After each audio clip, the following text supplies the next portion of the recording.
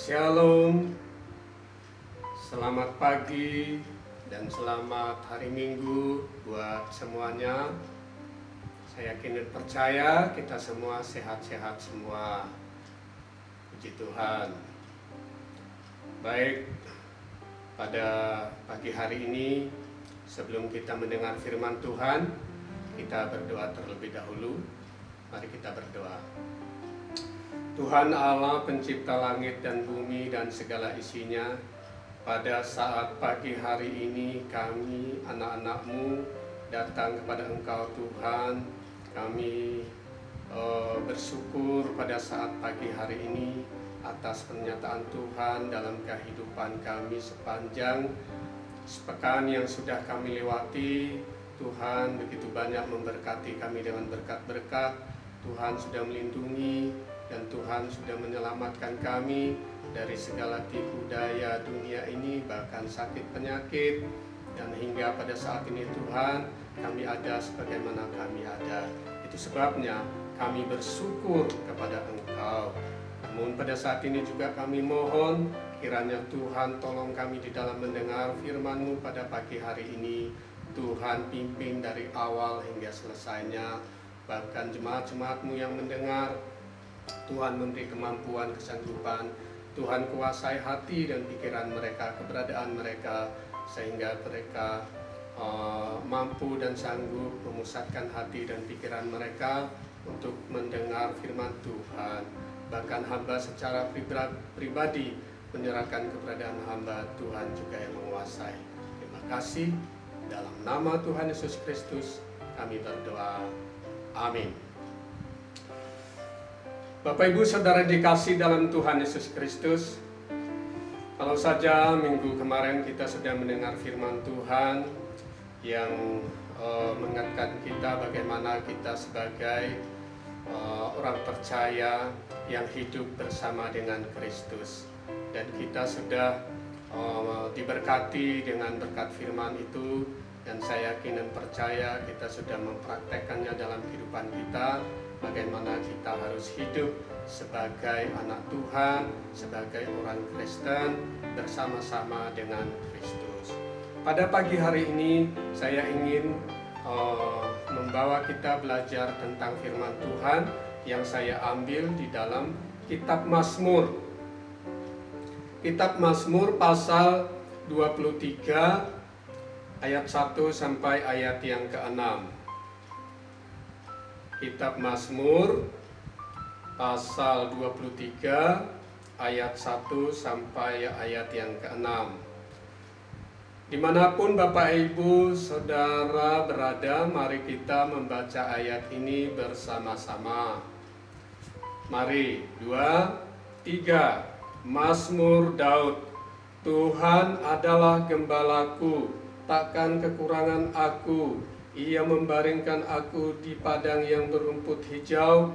Ia membimbing aku ke air yang tenang. Ia menyegarkan jiwaku. Ia menuntun aku di jalan yang benar oleh karena namanya. Sekalipun aku berjalan dalam lembah kekelaman, aku tidak takut bahaya, sebab Engkau besertaku.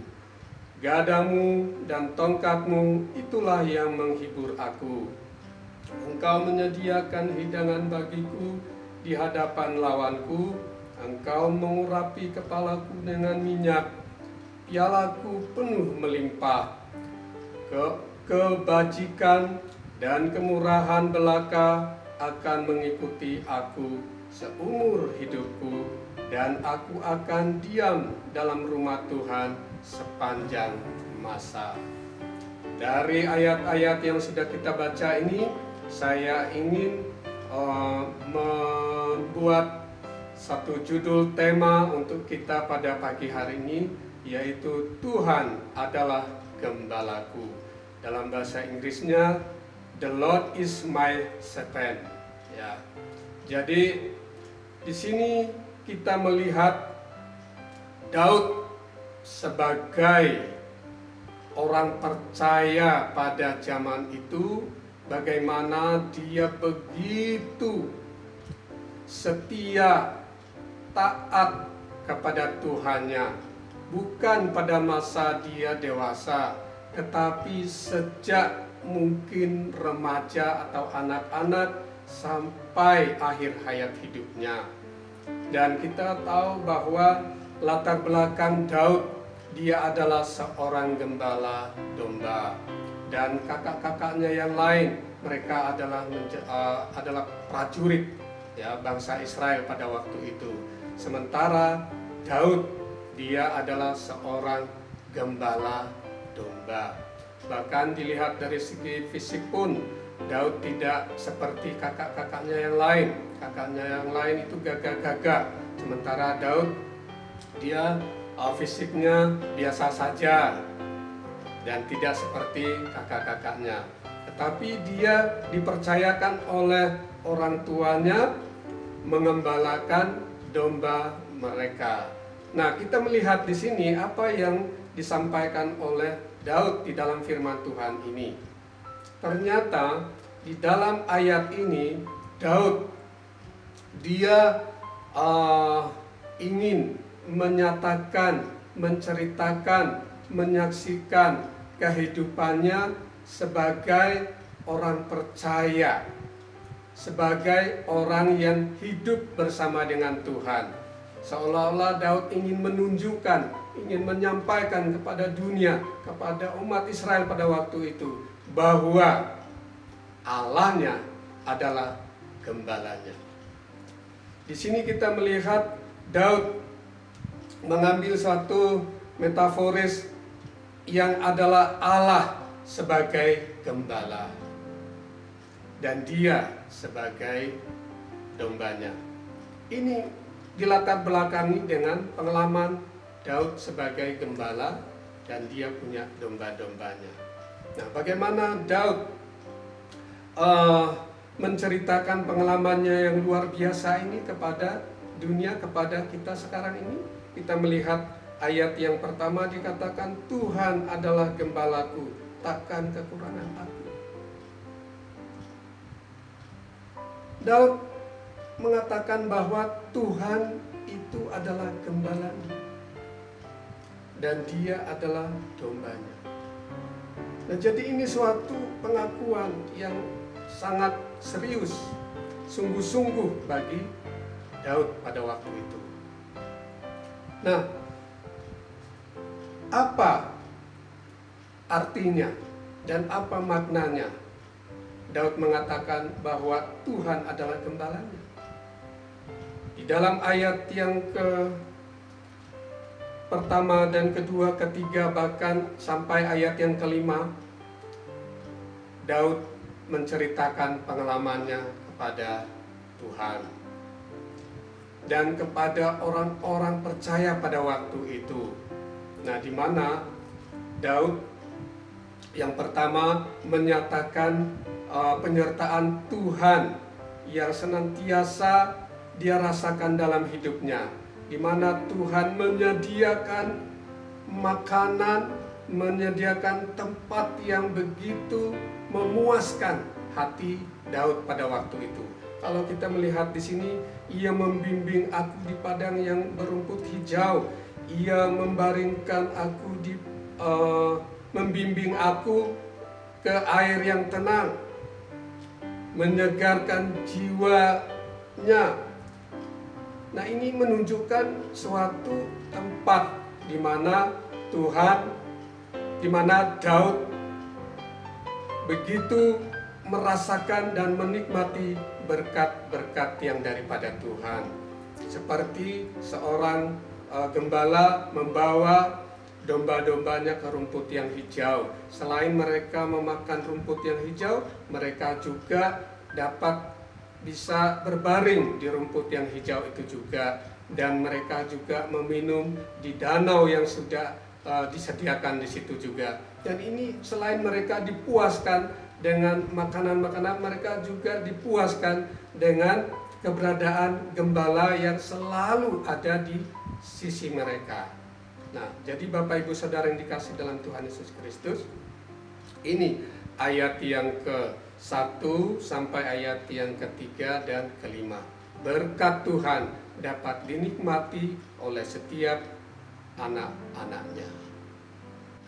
Baik Bapak Ibu Saudara yang dikasih dalam Tuhan Yesus Kristus, sedangkan poin yang kedua yaitu Tuhan memberikan perlindungan. Kalau yang pertama tadi Tuhan menyediakan berkat. Nah sekarang bagaimana Daud merasakan Tuhan sebagai penolong yang senantiasa melindungi dia, baik itu dari lawan atau musuh-musuhnya, bahkan dari binatang-binatang buas yang mungkin pada waktu itu mengancam nyawa Daud. Kita melihat ayat yang keempat. Sekalipun aku berjalan dalam lembah kekelaman, aku tidak takut bahaya, sebab Engkau besertaku. Gadamu dan tongkatmu itulah yang menghibur aku.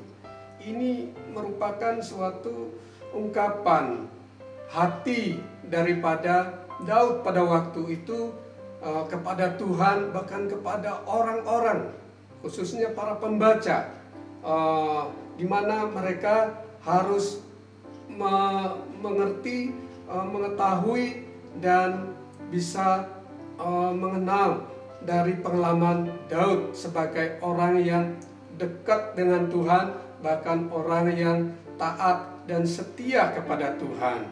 Di sini dia katakan, sekalipun aku berjalan dalam lembah kekelaman. Lembah kekelaman tentunya akan banyak bahaya, saudara. Lembah yang gelap tentu ada banyak binatang-binatang yang mungkin berbahaya pada waktu itu.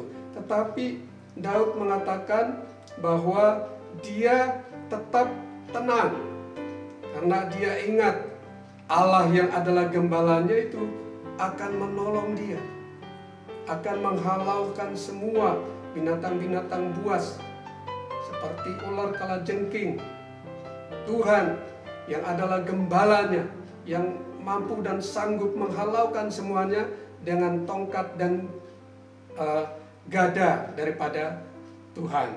Nah, jadi Bapak Ibu Saudara yang dikasihi dalam Tuhan Yesus Kristus, Tuhan menyediakan berkat-berkat buat Daud. Tuhan melindungi Daud dan dia menunjukkan kasih setianya kepada hambanya Daud itu. Bukan karena Daud orang baik semata, bukan karena Daud taat kepada Tuhan semata, tetapi itu karena Tuhan menjaga, memelihara yang namanya. Ya, kita melihat tadi ada kata oleh karena namanya. Di dalam ayat yang ketiga, ya, di sana mengatakan Tuhan memberkati, Tuhan melindungi hambanya, melindungi Daud adalah oleh karena namanya. Allah tidak mau kalau namanya dihina, mungkin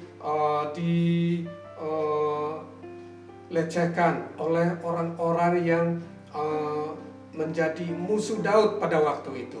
Tetapi Allah menjaga namanya supaya namanya yang kudus, yang berkuasa itu tetap dipercayai, bahkan ditakuti oleh orang-orang, dan terlebih kepada orang percaya, bahkan Daud. Nah, Bapak Ibu Saudara yang dikasihi dalam Tuhan Yesus Kristus, luar biasa pengalaman Daud yang disampaikan oleh Daud di sini mengenai gembala agung Daud pada waktu itu adalah Tuhan. Siapakah gembala agung kita, gembala yang baik kita, kalau bukan Yesus Kristus? Bahkan di dalam Yohanes pasal 10 ayat 11 di sana juga Yesus mengatakan bahwa dia adalah gembala yang baik. Gembala yang baik, di situ Yesus katakan adalah gembala yang menyerahkan nyawanya bagi domba-dombanya. Tuhan adalah gembala kita dan kita adalah domba-dombanya. Nah, jadi Bapak Ibu Saudara yang dikasihi dalam Tuhan Yesus Kristus, jadi janganlah kita sia-siakan iman kita selama ini bersama Tuhan yang adalah gembala kita. Kalau kita sudah meyakini, mempercayai Tuhan itu adalah gembala kita, Tuhan itu adalah gembala yang baik bagi kita. Yakinilah itu dengan sepenuhnya di dalam hati kita. Supaya apa? Supaya kita bisa memiliki iman seperti Daud ini. Bukan iman yang sia-sia, yang tidak ada bukti, tetapi iman yang benar-benar ada buktinya seperti Daud ini. Nah, jadi Bapak Ibu Saudara yang dikasihi dalam Tuhan Yesus Kristus, apa kata Daud di dalam ayatnya yang ke-6? Kebajikan dan kemurahan belaka akan mengikuti aku seumur hidupku, dan aku akan diam dalam rumah Tuhan sepanjang masa. Kebajikan artinya sesuatu yang baik, sesuatu yang akan mendatangkan keselamatan, sesuatu yang akan mendatangkan keberuntungan. Nah, ini Daud meyakini semua kebajikan dari Tuhan itu, semua kemurahan Tuhan itu akan mengikuti dia seumur hidupnya. Ini suatu hal yang luar biasa. Nah, jadi kalau kita meyakini, mempercayai bahwa Tuhan itu adalah gembala kita, percayalah itu, supaya kebajikan dan kemurahan Tuhan itu selalu kita rasakan di dalam kehidupan kita. Apalagi Daud mengatakan, dan aku akan diam dalam rumah Tuhan sepanjang masa. Diam di dalam rumah Tuhan pada zaman Daud adalah bait Allah. Kalau zaman kita adalah gereja. Ada memang penafsir mengatakan ini rumah Tuhan yaitu surga. Tetapi banyak penafsir mengatakan yang dimaksud oleh Daud di sini adalah bait Allah. Yang kita ketahui sekarang adalah gereja. Jadi apakah kita sebagai anak Tuhan, sebagai domba Tuhan, merindukan rumah Tuhan, merindukan gereja Tuhan?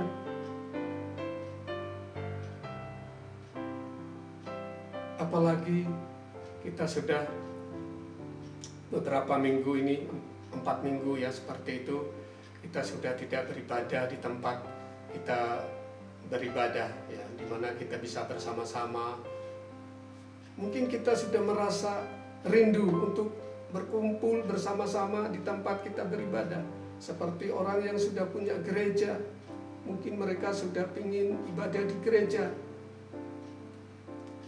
Tetapi saudara yang dikasihi dalam Tuhan Yesus Kristus, mungkin Tuhan punya maksud lain sekarang ini. Kalau saja kita beribadah bersama-sama di gereja, tetapi Tuhan sekarang mau kita beribadah di rumah kita masing-masing. Dan jadikanlah rumah kita bait Allah. Amin.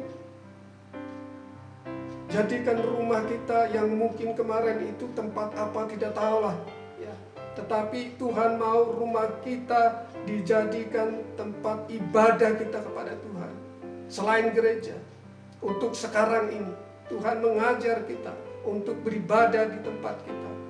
Bagaimana suami istri yang mungkin selama ini tidak bisa beribadah bersama di rumah dengan sanak saudaranya, dengan anak-anaknya, mungkin begitu sulit. Tetapi untuk sekarang ini, oleh karena virus corona ini, kita diperintahkan oleh pemerintah untuk beribadah di tempat kita masing-masing. Tapi dari sisi positifnya, ada baiknya, mungkin juga adalah maksud Tuhan supaya kita di dalam keluarga kita harus beribadah kepada Tuhan. Yang walaupun mungkin jumlahnya 3-4 orang, tetapi Tuhan mau kita juga beribadah kepada Tuhan di rumah kita. Nah, jadi Bapak Ibu Saudara yang dikasihi dalam Tuhan Yesus Kristus, mari kita belajar dengan pengalaman iman Daud yang luar biasa ini. Bapak Ibu Saudara yang dikasihi dalam Tuhan Yesus Kristus, yang sangat penting di sini bagi Daud bukanlah